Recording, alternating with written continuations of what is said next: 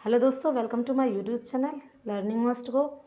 आज हम ईवीएस का लेक्चर 9 करने जा रहे हैं। इससे पहले हमने लेक्चर 8 किया था और उसमें हमने मिसलेनियस टॉपिक्स की सीरीज़ शुरू की थी। आज हमारा मिसलेनियस टॉपिक का पार्ट 2 है और इन मिसलेनियस सीरीज़ में हम जो कवर कर रहे हैं वो बच्चे कुछ छोटे मोटे टॉपिक्स को कवर कर रहे हैं। चलिए आगे बढ़ते हैं। मिसलेनियस सीरीज़ में हमारे क्या कुछ टॉपिक बचे हुए हैं देखेंगे।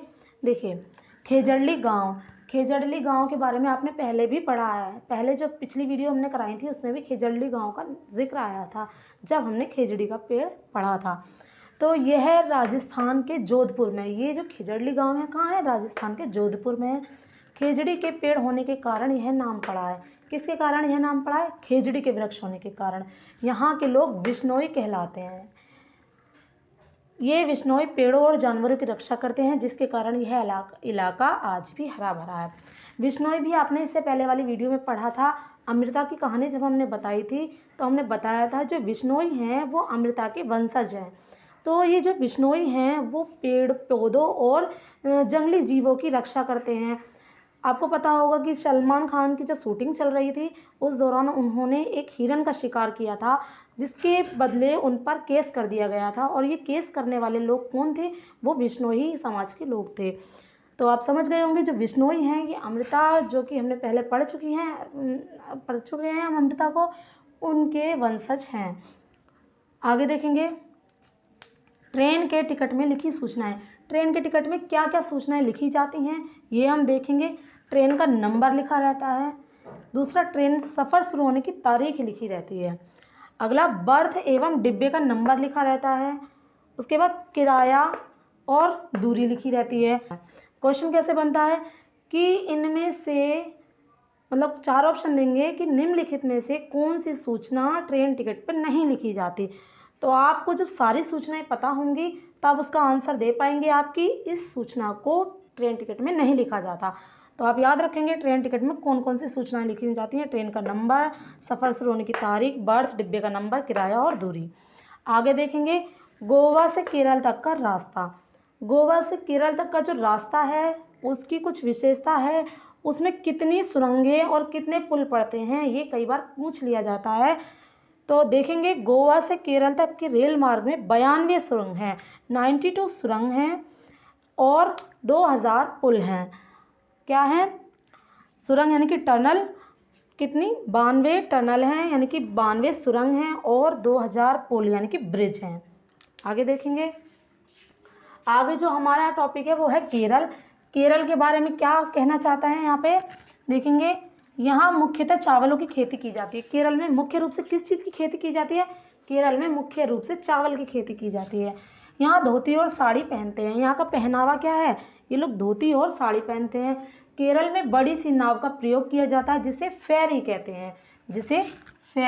हैं। यह कोट्टायम केरल में देखने को मिलती है। कहाँ? कोट्टायम में एक बड़ी नाव होती है। उस नाव को यहाँ पर फेरी कहा जाता है और ये कहाँ मिलती है? कोट्टायम में देखने को मिलती है। कोट्टायम कहाँ पड़ेगा? आपका केरल में पड़ेगा। आगे देखेंगे, विटामिन क्या है? विटामिन की जो सबसे इम्पोर्टेंट चीज़ है वो याद रखेंगे, ये रोगों से बचाव के लिए आवश्यक होते हैं। जो विटामिन होते हैं, जितने भी विटामिन हैं वो हमें रोगों से बचाते हैं। तो विटामिन के बारे में यही याद रखना है कि ये रोगों से हमारी रक्षा करते हैं। प्रोटीन मांसपेशियों और बॉडी मास को बढ़ाने के लिए आवश्यक होते हैं। किसे किसे? मांसपेशियों को और बॉडी मास को। मांसपेशियों और बॉडी मास को। बॉडी मास क्या होता है? बॉडी मास मतलब वेट, बॉडी का वेट को बढ़ाने के लिए आवश्यक होते हैं। आगे देखेंगे, हांगकांग यहाँ पर क्या? यहाँ पर सांप खाए जाते हैं जिसे वहाँ के लोग लिंग हू फैन कहते हैं।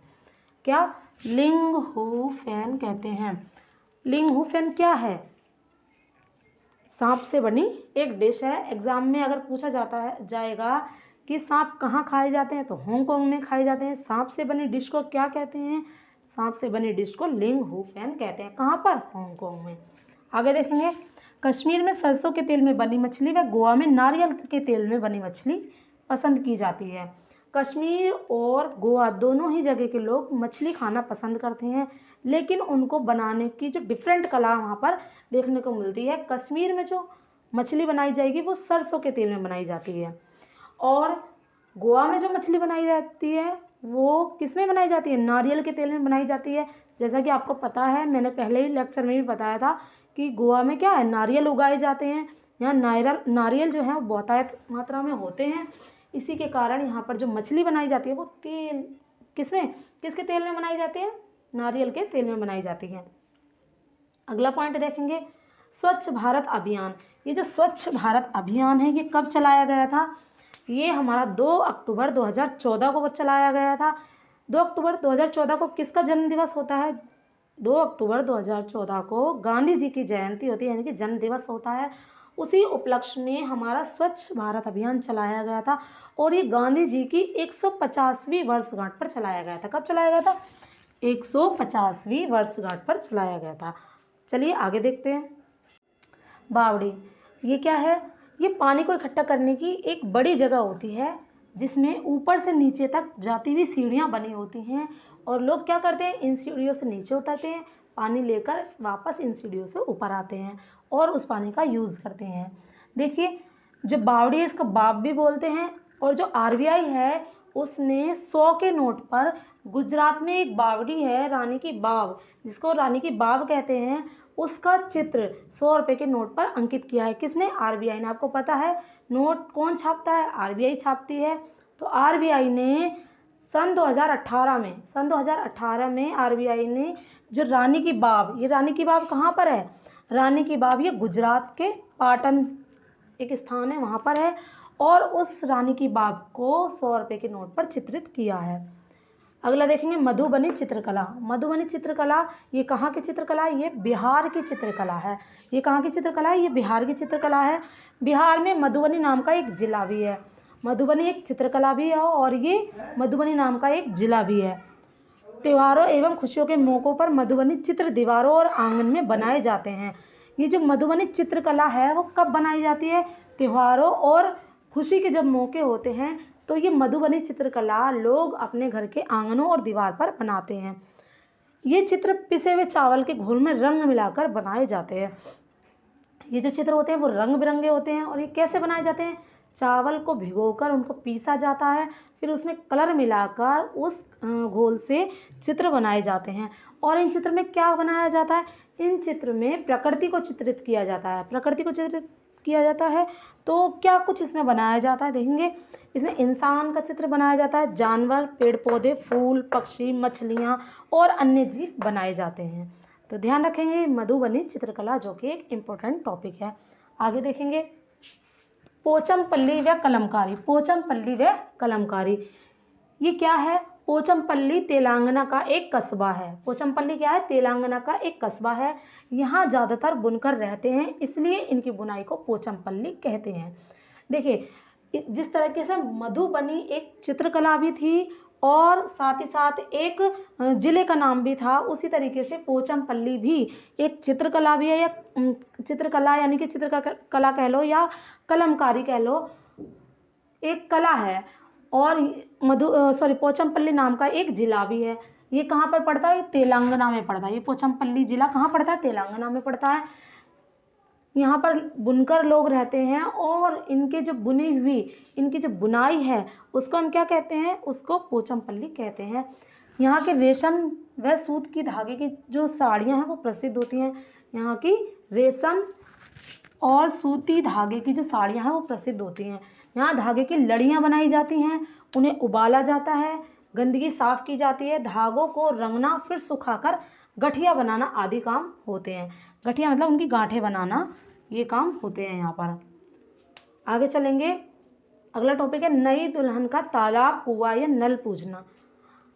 आप इस टॉपिक से समझ सकते हैं कि नई दुल्हन द्वारा तालाब, कुआं या फिर नल को क्यों पूजा जाता होगा।